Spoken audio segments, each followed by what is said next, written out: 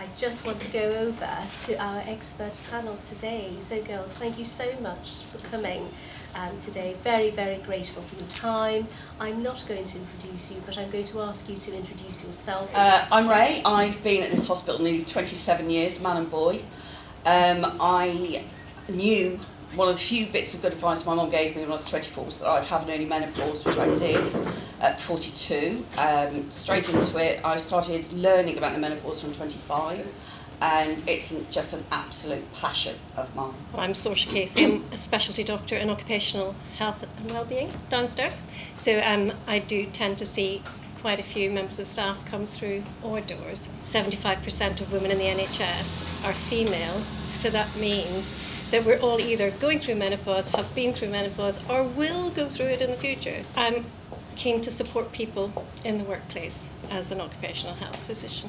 Hi, I'm Jo. I'm a gym instructor here at Derby Centre for Health and Wellbeing, also a personal trainer. So I just really interested in how fitness and exercise can help people as they get older. Hi, I'm Sarah. I'm a GP in Plymouth. I'm also I've been going through menopause for a while, so I'm in primary ovarian insufficiency, so I've kind of gone through it a lot earlier than I would have hoped to. And actually, I just thought, wow, this is awful. How are women suffering in this way? So I'm also doing my training with the British Menopause Society. I'm on the clinical panel for Menopause UK, which is a charity, and I'm a health inequality fellow, so I'm trying to create a Plymouth menopause network to really increase awareness around the city. Hi, I'm Beth Newstead. I'm actually an ED consultant here at Derriford, so it's a bit bizarre that I'm here on this panel today. But I do have a bit of a side hustle in lifestyle medicine, which is the evidence base behind what we should be eating, how we should be exercising intelligently, how to manage our stress and optimise our sleep, which are all very relevant to the perimenopause and menopause. And just a quick plug for myself, I have been employed by the Trust for a day a week to offer lifestyle support for staff. So this is not something for patients, this is for staff within our organisation. So if you want me to come and talk to your team, if you want to come and have a one-to-one health consultation with me, or if you want to come and do some group sessions, which I'll be doing next January, then do get in touch. I've got a webpage on the staff net under wellbeing. I'm Rachel, I'm a gynaecologist here. I am an HRT user, so that's probably where most of my knowledge actually has come from, and more of the exploration into that. But of course I see a lot of benign gynae. I make a lot of people menopausal when I chop their ovaries out, and hopefully I provide them with some decent HRT and menopause counselling. And the other part of what I do is paediatric and adolescent gynae, so we do obviously experience a lot of people who suffer with a premature ovarian insufficiency or failure. And I'm Ellie, I'm also a gynaecologist here at Derriford. I look after women who bleed whilst they're on HRT and bleed after menopause, which is part of a suspected cancer pathway. But we're seeing more and more women experiencing some complications of HRT, like bleeding when they wouldn't ought to be bleeding, and so that's impacting our services, and it's enabled me to have a better grasp of menopause management and how we help women find the right HRT for them, and really understanding the bespoke nature. It isn't just a one-size-fits-all.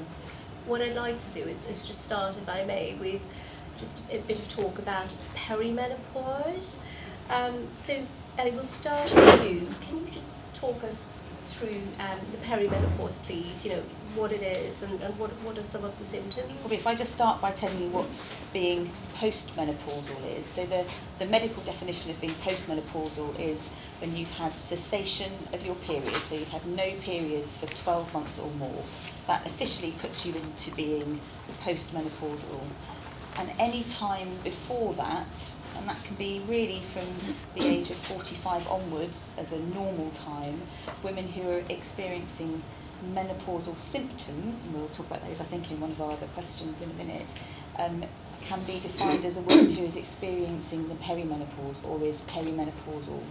So it's a term that's batted around quite a lot, it's used very frequently, but the terms we use, certainly from a medical perspective, would be you're perimenopausal if you describe any symptoms that could be attributable to the menopause and you're over the age of 45. And that would be my sort of, in a nutshell term. Now, what's difficult when we talk about cessation of periods is that many of us who are not postmenopausal in this room may have contraceptives that stop us having periods. We may have had a hysterectomy so we don't have a period. And so women think, well, how do I know when I'm postmenopausal or perimenopausal? And of course, we don't officially know when you're postmenopausal if you don't have natural periods. And so that can be really difficult, and we just have to accept that. There's no way around it.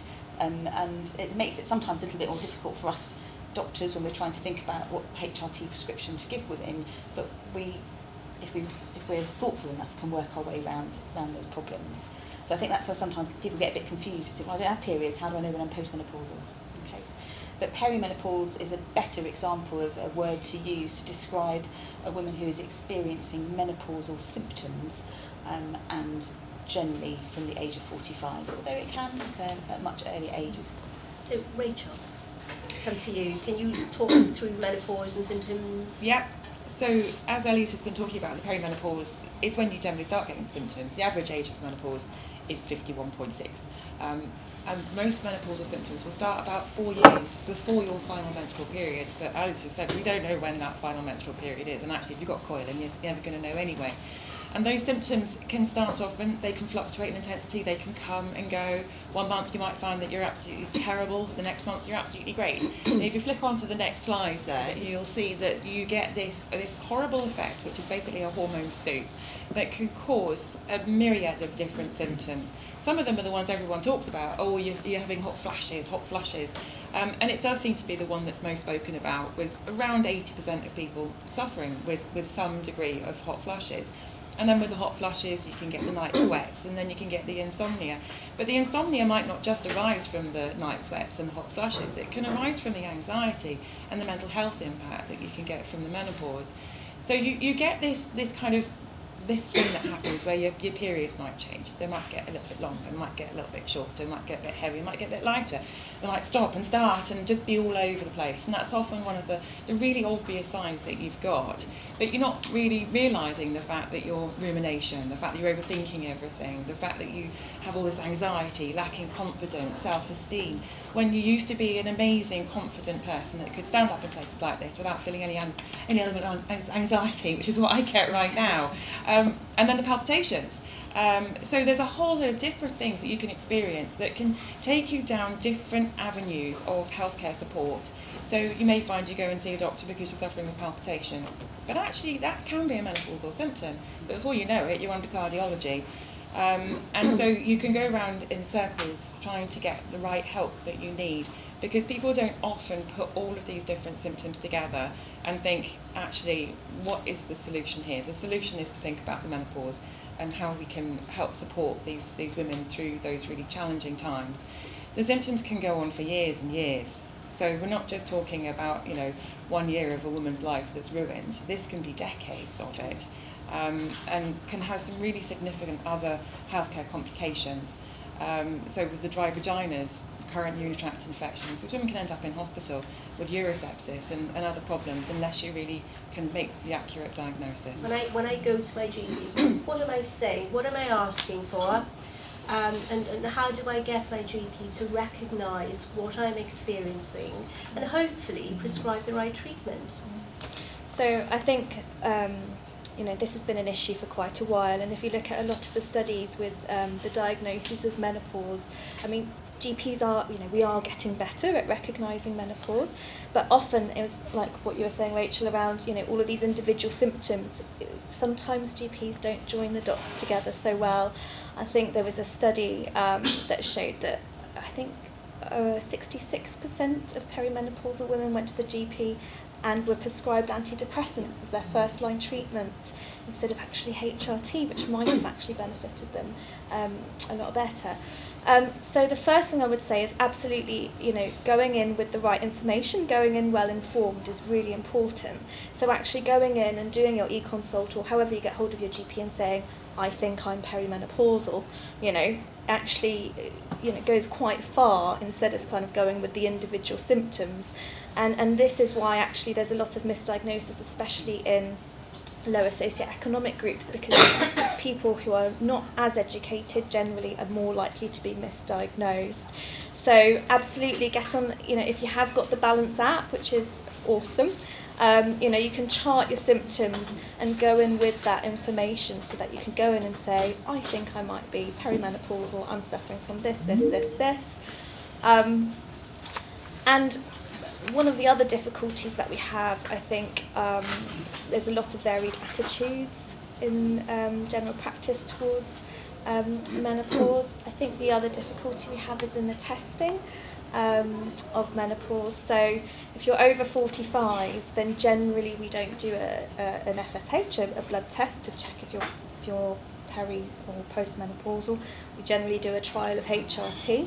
The guidance at the moment is if you're between 40 and 45, the nice guidance is to consider FSH testing, but it shouldn't be a barrier to a trial of HRT. So if you're going to your GP and they're saying, oh, your blood tests are all fine, you're not perimenopausal, however you are getting a lot of the symptoms, you can go back and say, actually, no, I would like to have a trial of HRT if that's the route you're going down, to see if it makes a difference. I think those are the two main things. I think also getting to know, asking a GP surgery, is there any GP that has more of an interest in menopause, is really important. And we all should be, prescribing efficiently and adequately in menopause, but there are some of us that take more of an interest in certain things than others, so just knowing who your GP is as well. What if I don't want HRT, or what if I choose not to have HRT? What then is there for me? I'm going to hand over to Ray. Firstly, I'm a massive advocate of HRT, having been on it for 14 years. And echoing what Sarah said, it is 60+% of women who are offered antidepressants first. And going by my own GP surgery, there is one nurse that now knows about HRT, and I've given her loads of resources, but none of the doctors, male or female, are interested at all. So things women are offered, as we said, mainly we are offered antidepressants, or if you are a chunkier broad like me, you're generally told to lose weight, because being fat apparently stops us being happy. Then clonidine, most of the things I've found are things that work on one symptom. They don't sort of work on everything, and there are 62 recognised symptoms of the menopause. So things like clonidine, which are for hot flushes, black cohosh, again, which works on lots and lots of things, but it's got phytoestrogens in it, so some people are a bit wary. There's things like CBT, which is wonderful. I mean, I'm somebody who, over the years, have accessed CBT fairly regularly, but I know that outside of the hospital, trying to get it in Plymouth, there's at least an 11-month waiting list to actually start treatment, yes, for any kind of CBT. So by then, anything could have happened. So it's a big thing if doctors say, just go and get some counselling. It's lovely and it works, but it's actually accessing it. There's things like yoga, again, that's our friend here who works here. We know that yoga works, we know that it can calm a lot of things down, it works on our mind, works on our body. There's aromatherapies, but then there's the allergy thing. There are lots of things that you need to look into, but there are very, very few things that work on a whole plethora of symptoms. Does HRT increase the risk of breast cancer? Overall, the bottom line is no, but you do need to have an individualised approach to every single person. You need to know all about their past medical history, their family history. You need to look at their weight, their alcohol intake, and you need to have a really sensible discussion with women about their risk. Now, as I've said before, most of my patients, I'm prescribing HRT, and I don't need to worry about this stuff. They're in their 30s, 40s, or sometimes in their teens, when actually I'm only giving them back what they had anyway. So I tell them they don't carry an increased risk of having breast cancer when they're taking HRT.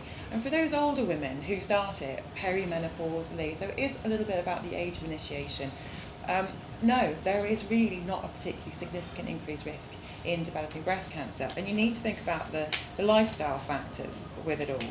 So I've got bits of paper here, like I said, brain fog, poor concentration. If you're under 60, for every 23 patients diagnosed with breast cancer every year, there is additional 3 cases, roughly, for women on estrogen-only HRT. There's an additional 3 cases in smokers, 5 cases in women who drink more than 2 units of alcohol a week. 2 units, and 10 for women who are obese. No risk, I think. So when you actually tell patients this and they put it into proportion and perspective, actually they're better off cutting out their alcohol, trying to lose a little bit of weight and take the HRT, because there are so many health benefits to taking it. So overall, breast cancer shouldn't be something that puts people off having a prescription of HRT.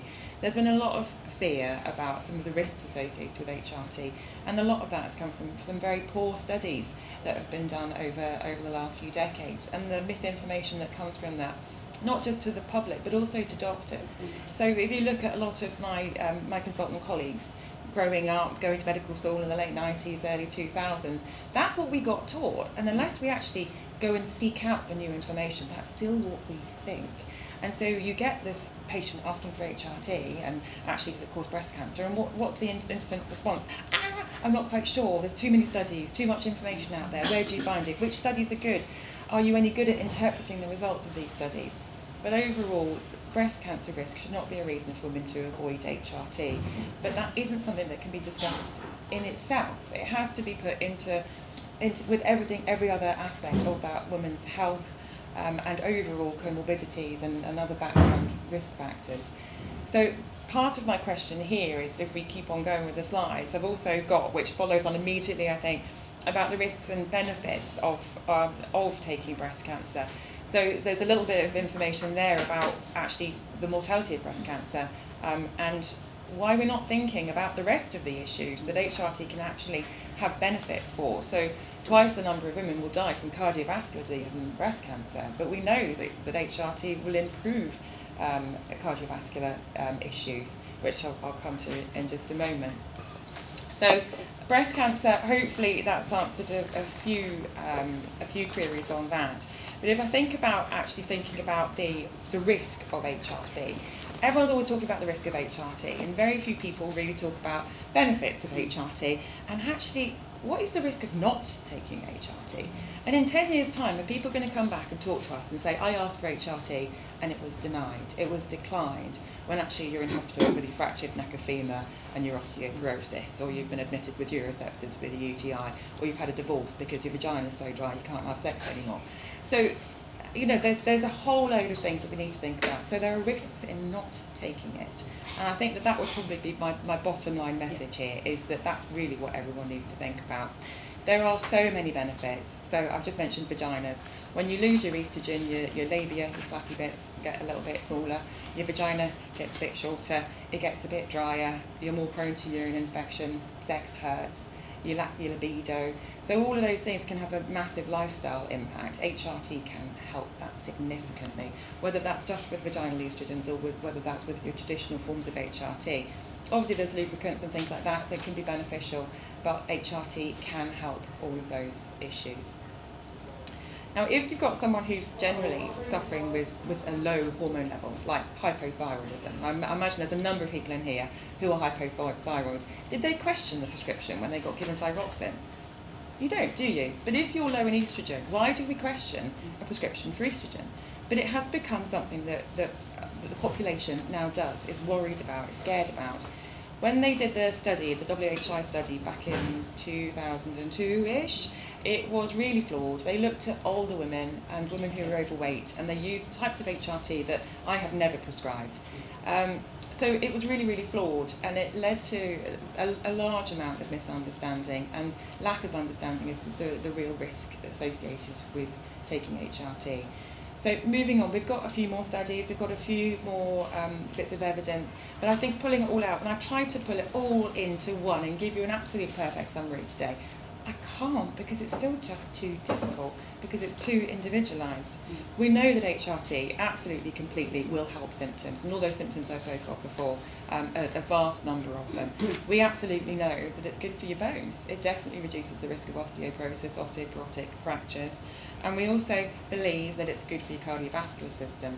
As your estrogen levels decline, we know that that can have an impact on your good cholesterol, your bad cholesterol, and your insulin resistance. And so actually by taking oestrogen, you're potentially giving back those things that improve all of those factors within your circulation. And the oestrogen itself is a bit like an anti-inflammatory, so it's really good on your blood vessels too. It also works on your SA node in your heart, which is why giving oestrogen to someone suffering with palpitations, suddenly your palpitations can get a bit better. Other benefits, probably go back to my list again. Your brain, see, it helps your brain. I think I need to increase my HRT.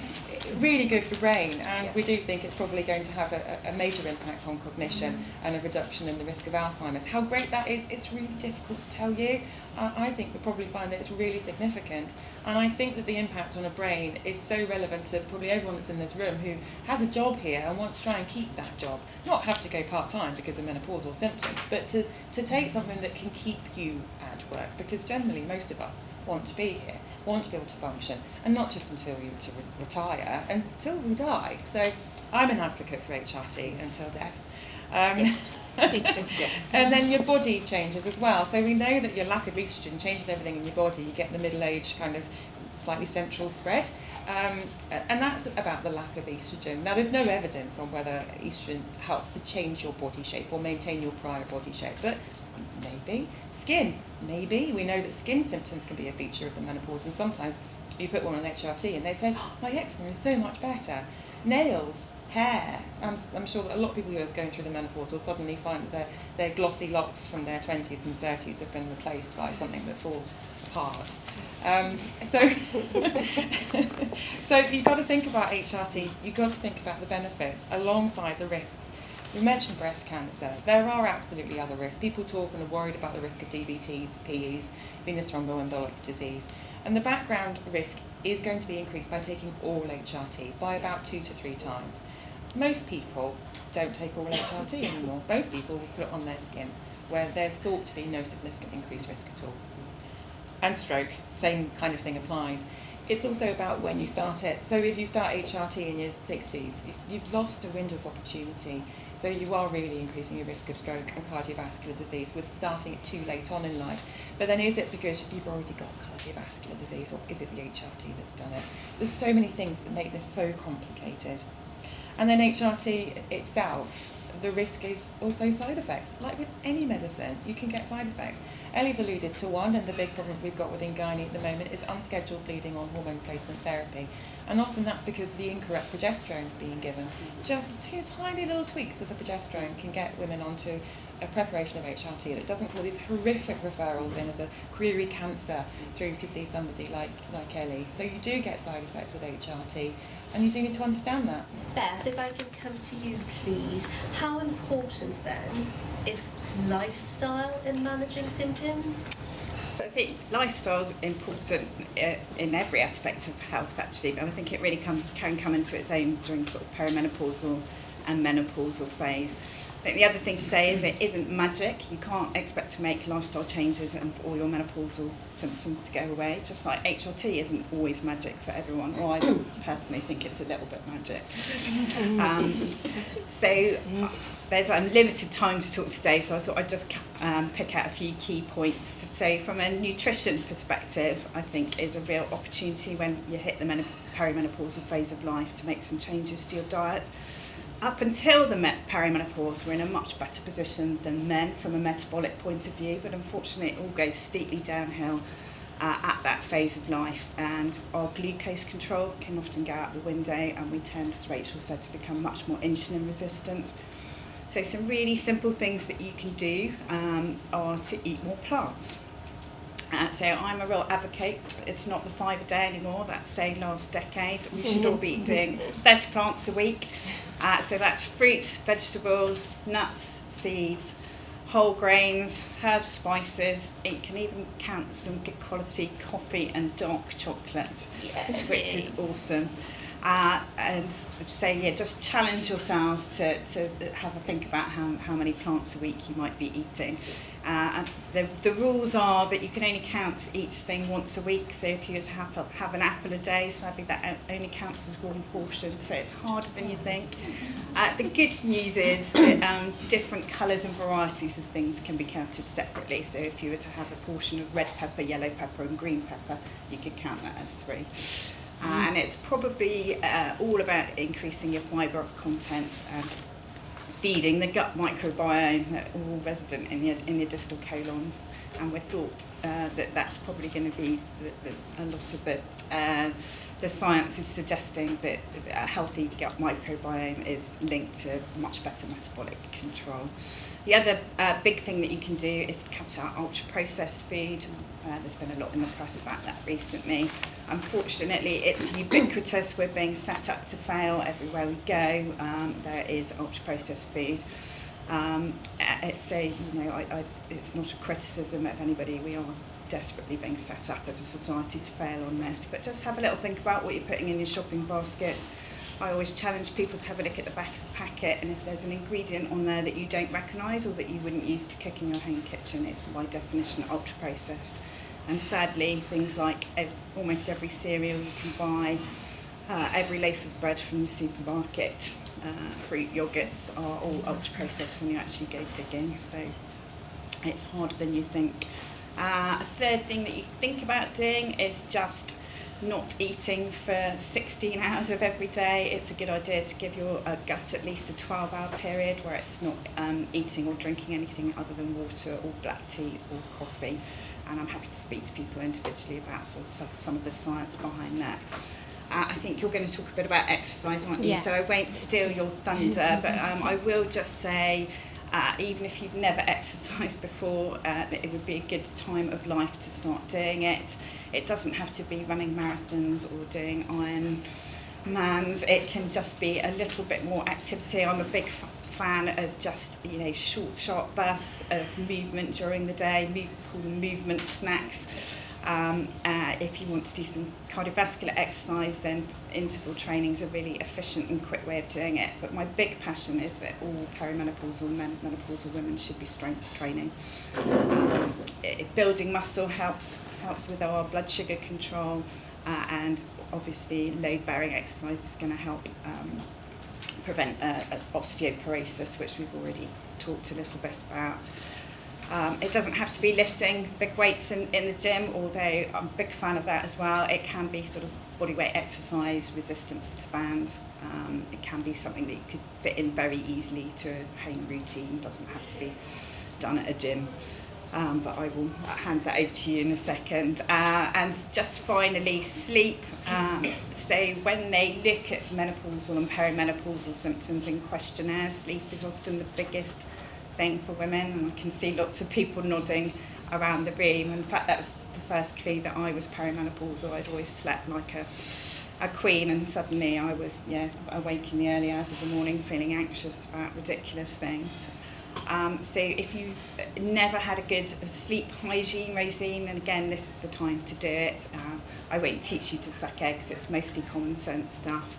But keeping your tech out of the bedroom. Bedroom should be for the two S's only, sleep and sex. Make it a haven. It should be cool, it should be dark, it should be noise-free. And the single biggest thing that you can do, and I really appreciate that this is hard to do as a shift worker, is to have a predictable going to sleep time and wake up time. And I'm a shift worker, so I get that that's hard, but if there's any way that you can incorporate that into your regime, even at the weekends, then that is been shown to be of great benefit. What else can I tell you about sleep? There is some evidence, it's not fabulous evidence, but in terms of being really sort of high quality randomised controlled stuff and trial stuff, but there is some evidence that magnesium glycinate helps some women to sleep a little bit better. And I know that it's helped some of my friends and colleagues. So it's unlikely to do you any harm. We're probably all magnesium deficient in the room anyway. So if you wanted to give that a try, that would be a very reasonable thing to do. And Jo, I want to come to you, please, and just if you could just give us a bit of insight in terms of exercise. What are the kind of exercises we should be doing? Beth's already touched on it, but if you could give us some more detail, please. I think definitely I agree with Beth in terms of strength training. I think as we age, I think we're working against sarcopenia, which is losing muscle. So we have to work harder, I think, at this stage of life to maintain what we've got in terms of muscle, and also there's no reason why you can't get stronger and fitter than you've ever been as well. So I totally agree with that. And then it also, sorry, is it Rachel? Yeah, sorry, Rachel was saying when she was mentioning the benefits of HRT, and I was just thinking, gosh, you know what, that's also the benefits of exercise. Like, so you can sort of, if you're taking HRT and you're exercising, you can sort of double your money, can't you? You can really go to town. You've got so many benefits going on, because exercise is just good for mental health, physical fitness, health and well-being. It's just, for me, it's been my saviour, HRT and exercise as well. So I'm a fitness expert, so I'm going to advocate it, but I really do think that if you can somehow fit in an exercise schedule into your life, even if it's exercise snacks, as you said, you're gonna definitely see some benefits in terms of your physical and mental well-being. So I would just say that would be one of the things I would say, to treat that as your self-care, to sort of get that into your day somehow. I think that would just be an amazing thing for you to do for yourself. And then just thinking about, so that's sort of overall exercise benefits, but the importance of a strong body. And I think when we're talking about pelvic floor exercises as well, thinking about maybe where to start could be thinking about a strong core. So if I could just, if you could all just think about for a minute for your posture. So your head and neck are in alignment, the top of your head to the ceiling, shoulders rolled back and down. And if you just take a nice deep breath in and feel your ribs expand, and then as you breathe out, just gently pull your belly button to your spine. So you're nice and upright, pulling your belly button to your spine. So now what you're doing is you're engaging your core. So that's one of the most important things to start off, I think, with exercise, is to think about that core engagement. And then that also leads on then to more of an awareness of your body, an awareness of your core. And then you can start to think about pelvic floor health and how the exercise of your pelvic floor can benefit you, because as with all the muscles in the body, those are going to weaken as we age as well, and other stresses on your bodies, sort of high impact exercise, childbirth, being a bit overweight can all stress the pelvic floor area. And Vicky is our expert on pelvic floor health and exercises as well, so she'll be able to help you. But I just think as a general thing, if you start to think about an awareness of your core, really think about building that awareness into your everyday life when you're sitting down, and then other activities that you might do, just engage in your core. So you might just do that little exercise now and then think about that later on in the day. Think about your posture and engagement, and then maybe do some of the pelvic floor exercises, which is where you might sort of pull it up and in. So your pelvic floor will be pulled, so your belly button is pulled into your spine, and then there's a pulling up and in of your pelvic floor as well, and you just hold that for 2 and then release for 2, and then you can gradually build up over time as you feel that becomes stronger and your core becomes stronger. And then after that you can then build that into your core exercises as well. So there's lots of core exercises we can do, and I might go through a few of those if anyone wants to join me. Adding to what was being spoken about, your core and your pelvic floor. And yes, we want our pelvic floor to help support us with all our exercises, but I've had quite a few of you come up to me today with symptoms of urinary incontinence or urgency, prolapse symptoms, which if you're doing your pelvic floor exercises correctly, can hopefully help to actually ease some of those symptoms or totally eradicate them. I brought this up with me because in my clinic, when I talk to women about pelvic floor exercises, one of the first things I do is I show them a model of the pelvis and the amount of eyebrows that go up, because they have no idea of where their pelvic floor is or how big it is. So this is a slightly smaller human pelvis, but everything in red is your pelvic floor. So it's covering the whole of your base of your pelvis. They're your sit bones. If you wiggle in your chair and you feel the bony bits in your bottom, they're your sit bones. That's that bony bit at the front that you can feel. There's your tailbone. Your pelvic floor covers all that area. So a lot of people in their lifetime have been told, do your pelvic floors, but they never really quite know where it is. That's where it is. All right? It is more or less the size of your 2 cupped hands. It's got a couple of really important jobs to do. Your pelvic organs are sitting in here. You've got your bowel, you've got your uterus, and you've got your bladder.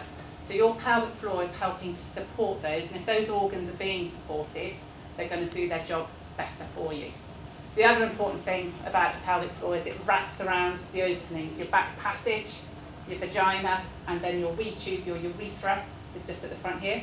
Some of the muscles in the pelvic floor are wrapping around those, helping to keep those closed when they should be closed, and only relaxing and emptying when you're in that safe place of your toilet. So if you've got a good, strong pelvic floor doing its job, you shouldn't be feeling prolapse symptoms, you shouldn't be leaking wee or poo, or having that urgency. So how do we keep these muscles nice and strong? Pelvic floor exercises, which we've already talked about, but a nice easy way to think about engaging this muscle is to think stop a fart, stop a wee. I'm doing that with my hand because I can't stop myself from doing that with my hand when I talk about pelvic floors, because we're wanting to squeeze around this sort of back area here, yeah, right round your back passage. If you can just home in on that now whilst you're sitting there and just think, what would I do to try and stop a fart? Yeah, and hopefully a lot of you are feeling that little squeeze around your back passage. That's you starting to engage with your pelvic floor. Another nice cue, don't try this at home, but think of a marble right at the entrance of your back passage. Just think about it, don't do it. And imagine lifting that marble up into your bottom, and that gets a nice squeeze going as well. Okay? The pelvic floor, yeah, you're all doing it, good. The pelvic floor then lifts right up to the front. That's where we're going to get the support onto the bladder by getting the lift of the muscle to the front. Lots of people can get that if they think stop a wee. So if you're thinking stop a fart, stop a wee, that starts to get that squeeze lift. Or lifting the marble into your bottom and lifting the marble to the front. Okay, squeeze, lift. You need to make sure everything else is nice and relaxed, nothing else should be moving. I don't want you squeezing your glutes, don't want you pulling in on your tummy too much. Don't hold your breath, this should all be done with a nice relaxed breath as well. Talked about engaging your tummy muscle as well. That is, we do want a little bit of tummy engagement when you do your pelvic floor exercises. That's a good thing. That's only the other thing that should really be moving when you do your pelvic floor. Yeah, so if you stop a fart, stop a wee, can you squeeze out, and can you feel that you've let it go as well? It's really important to feel the squeeze and to recognise when you're letting it go. If you can do that, you can start building exercises. And when you're doing your pelvic floors, what we encourage is trying to do some quick pulses with your pelvic floor and also doing some endurance holds. Different muscle fibres in all our muscles, and we want them to be able to respond quickly. So when you cough and sneeze and you're wanting them to work quickly for you, they're there. But also your pelvic floor needs to be working for you all day long, so you want to practice some endurance holds.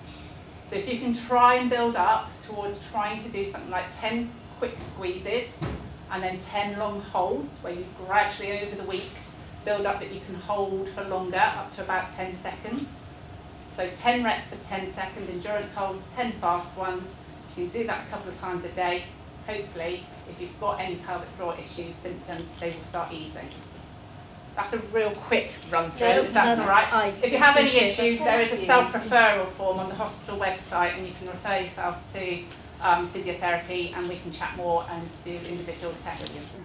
Minerals, supplements, is it worth it? Because they cost a fortune. I mean, Holland and Barrett, Yeah. you can spend a load of money in there in one go. Is it worth it? I am a big advocate as an adjunct to HRT. When I worked in MS research, the fantastic consultant that I worked with would put all his patients on D3. And other doctors, especially GPs, always say it just makes you weak, expensive. Now nearly every person that comes through the discharge lounge is on D3. Nearly every woman over a certain age is on B12 or B6. And these, along with magnesium glycinate, are my sort of go-tos. So I recommend that everybody should be on a D3 with a K2, so it helps it metabolize, B12 and 6, and magnesium glycinate, because we are pretty much all deficient in it. There are lots of things that work. When I first went was perimenopausal. There was only really oral HRT preparations, which were synthetic, unlike the skin ones now, which are predominantly natural hormones, body identical hormones. But so there are You need to get the real ones, and I was did some study with Anita Rolfe, who's a medical herbalist in this country, and she has got a website. She has her own range of vitamins and minerals as well. And there are things that you can use. There's sage leaf, there's black cohosh, there's St John's wort is good, but that is one that can have a lot of interactions, not with drugs, but it can have quite a few side effects. And I suppose the other bit is, and I wouldn't be a good pharmacist if I didn't say, but if you're taking any homeopathic remedy, just make sure that they don't interact, like Ray says, with your other medication. Another one that I've used for years, and I've recommended it to other people, and this will, whether you're going through PMS or perimenopause, it will stop you eating your children and killing your husband, because 3 weeks of the month you might be fine, and then 1 week of the month you actually are homicidal. And it's called Agnus castus, and it's a cacti, and it's very good, and it helps with bloat. And I had random periods from when I started at 12, and I started on that, crikey, like 25 years ago. And I would come on a Wednesday, finish on a Friday. I didn't have bloat, I didn't have cravings, I didn't want to kill anybody. It might have been cheaper than divorce, and I've recommended it to lots of people, and it has saved their marriages. Is it natural? It's natural, perfectly natural. So Ellie kicked us off on this knowledge journey. What age can I stop taking contraception?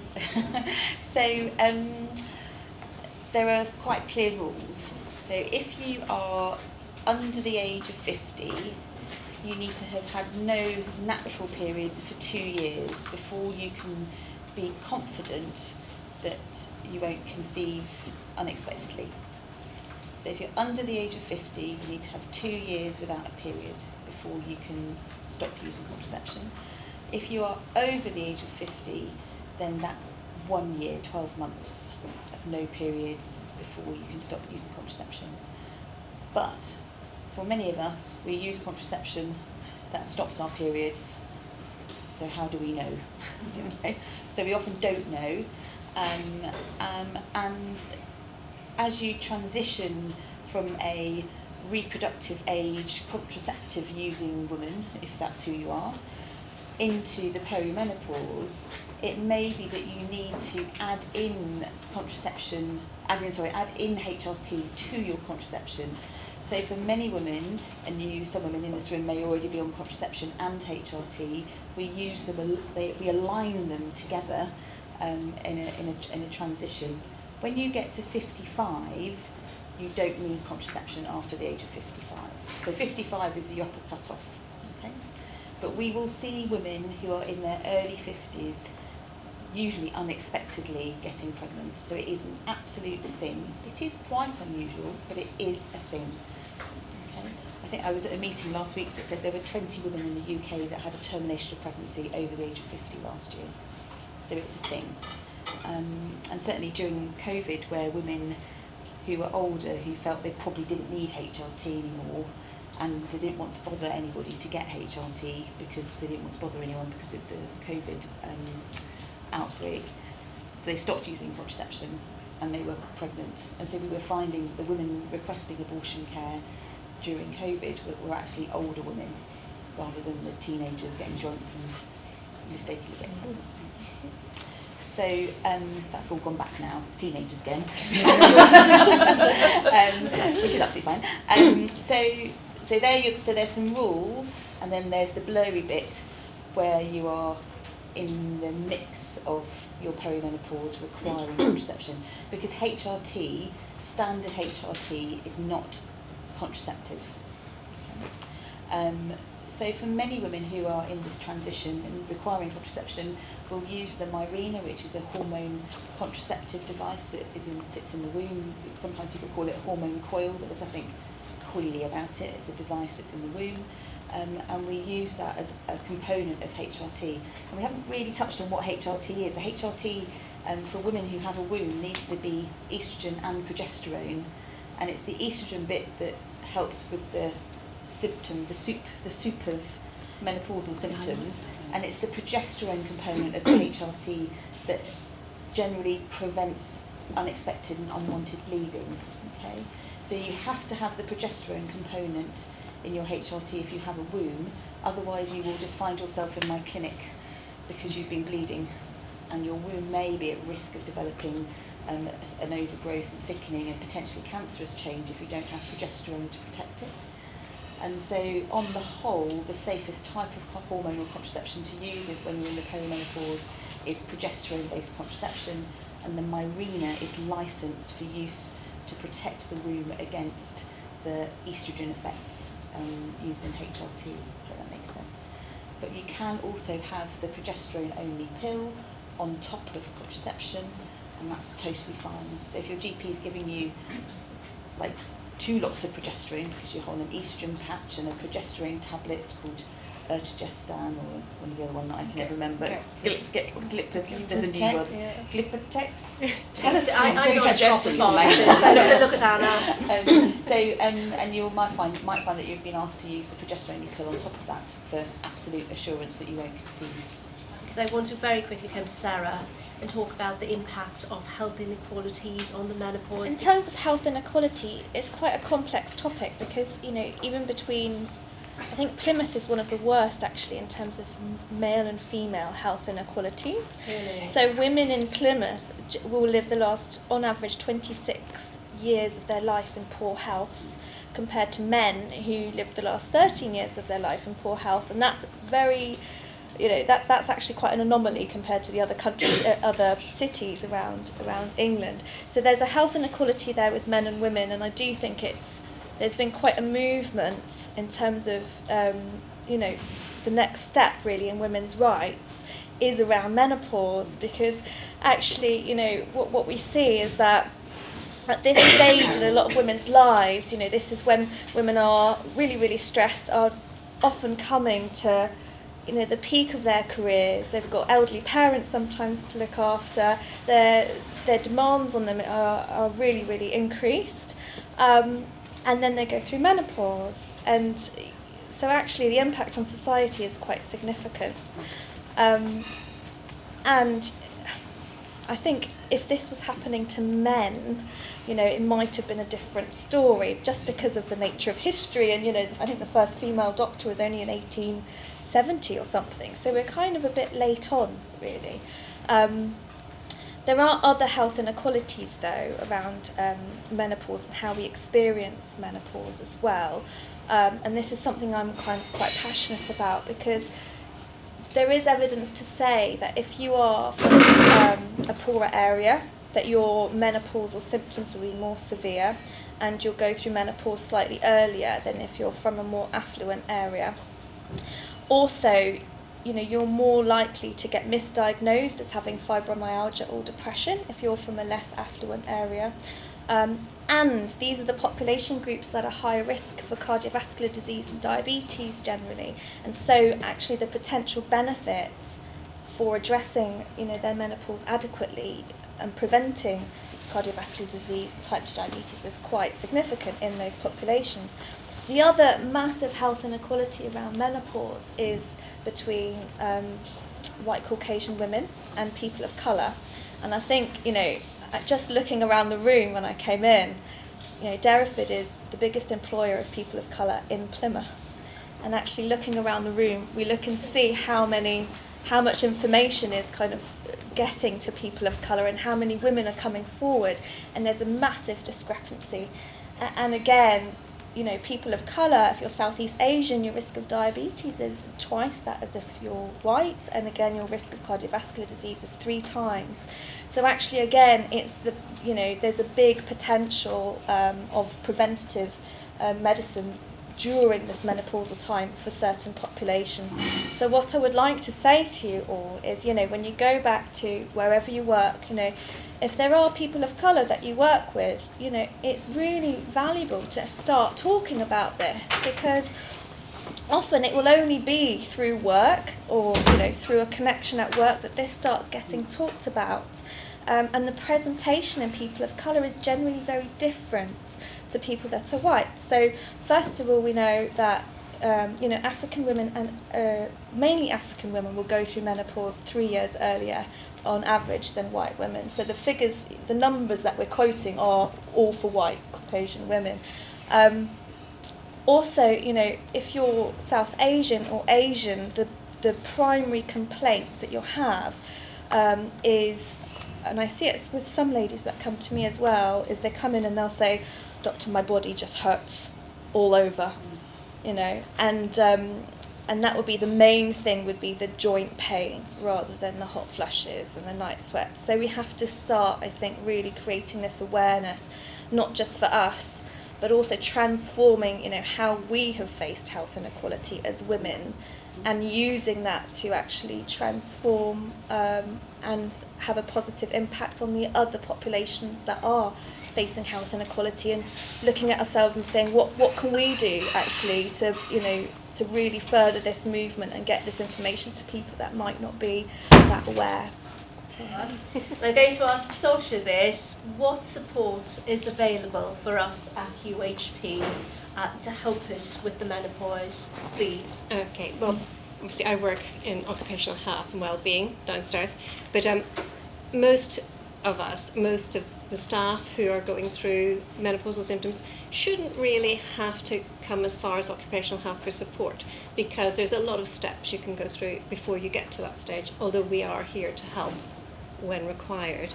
But the first port of call, and I often refer people to, when you think that, you know, a huge proportion of people, for example, that I might see as an occupational health physician, will be women between the ages of 40 and 60. And I'm always aware, and I always think menopause as well. Because no matter what somebody turns up with, there's usually an element of menopause, as you can tell from all the symptoms, 62. You know, so it's something I'm always aware of. But even if it's something very straightforward that somebody's come to see fitness for work post-operatively or something like that, you know, I'll still signpost them to the wonderful SharePoint on menopause curated by Jen. There's a lot of information on there, lots of resources, and an absolute key thing which is available to all NHS staff is, I know we're had it up to here with mandatory training and so on, so try not to think of it as e-learning, but there is an e-learning module called Menopause Awareness for NHS staff, and it is absolutely excellent. And don't think of it as e-learning for work, think of it as information to empower you, you know, sort of E for empowerment rather than E for e-learning. And there is so much there that in that module, or this, you know, that I think everybody can learn a lot from it. And I know it's something that's we've discussed many times in the Women's Network, and we've often talked about, you know, whether or not that should be part of mandatory training, because we're all working with people who are menopausal, and 75% of us, of NHS staff, are women. Either, as I said before, if you're not going through it, you will one day, or you will have done, you know, so it's a benefit to all. Those things aside, your first line of support will be your line manager or another manager. If you feel you can't talk to your manager, maybe somebody else in the department might be more approachable, or you might feel more approachable. But, you know, like Darash and I were talking earlier, we must not feel that we're different if we're experiencing menopausal symptoms, because we're not the different ones, we're the majority, you know, so let that thought empower you whenever you're asking for help with menopause. But, you know, for most things, it's fairly obvious what you need. If you're overheating in a tight-fitting, uncomfortable uniform, it's not rocket science to think, well, maybe my staff member would benefit from a lighter uniform or wear scrub tops, you know, particularly if they're bathing patients in steamy bathrooms and things like that, you know. And it's something very simple, and it's not expensive to take these measures, you know. Things like if people aren't sleeping well at night, maybe they need to have later starts to their shifts, or, you know, work shorter shifts over more days rather than 3 long days. And I mean, it always surprises me how, when I was a junior doctor many moons ago, you know, generally nursing staff, for example, worked earlies or lates or nights, and now it's long days for everybody nearly, and it's very rare that we have people working an early shift or a late shift. And And, you know, sometimes that's not the best thing for people's health and well-being, I think. But that aside, short breaks if people are overwhelmed, hot flushes and things like that, just need some time out just to calm down and cool down. What do I think? Sometimes maybe a risk assessment needs to be done if somebody is really struggling with menopausal symptoms and really struggling with heat and so on. And sometimes some departments, maybe the ventilation isn't as good, or, you know, I think managers can just listen and understand, and they will probably be able to do an awful lot before you even have to think about occupational health, really. We also have our wellbeing team with Jen and others, and, you know, and the Freedom to Speak Up Guardians. So if people aren't feeling supported by their management team, you know, do speak to the wellbeing team or the Speak Up Guardians, and just to get a little bit of extra support. In occupational health, we also have an excellent counselling team, and sometimes that can be necessary as well, with all the mental health issues associated with the menopausal era. And sometimes a single session therapy can be just enough to help people get back on track with that as well. Important to remember, as an occupational health doctor, we always talk about the Equality Act. So the Equality Act 2010 doesn't specifically cover menopause, but menopause is related to 3 protected characteristics of the Equality Act: age, sex, and disability. So it is likely that when you take everything into consideration, the Equality Act will protect someone with menopausal issues against discrimination and so on. And I think it's really, really important because, you know, we didn't mention this, I don't think, earlier, but, you know, 1 in 4 women think about giving up work because of menopausal symptoms, and 1 in 10 women do give up their jobs because of menopausal symptoms. And in occupational health, it's our duty to try and retain staff, and we're working for the staff member, but we're also working for the trust as well. We don't want to lose experienced staff. We don't want to lose that wealth of knowledge. And, you know, women who've worked in the NHS for all those years have so much to give, and, you know, we need to harness that and support as much as we can. So I hope that we will have more lines and avenues of support in the future with a menopause policy soon, hopefully, and maybe other things. So watch the space.